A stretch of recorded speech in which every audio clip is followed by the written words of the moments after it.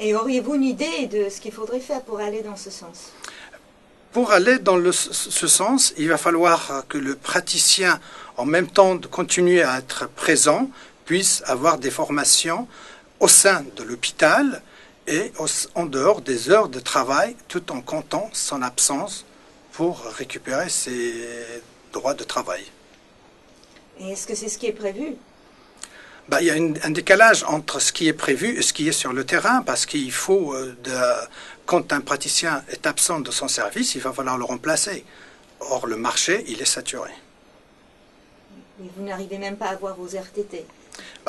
Entre le temps épargne qui est au plafond avec tous les RTT que certains praticiens qui sont dans des services démunis où ils sont peu nombreux dans un service pour faire tourner un service, et la demande qui est de faire une formation présentielle, s'il y a une difficulté pour assurer les deux en même temps, tout en assurant une sécurité pour le patient et une qualité de soins.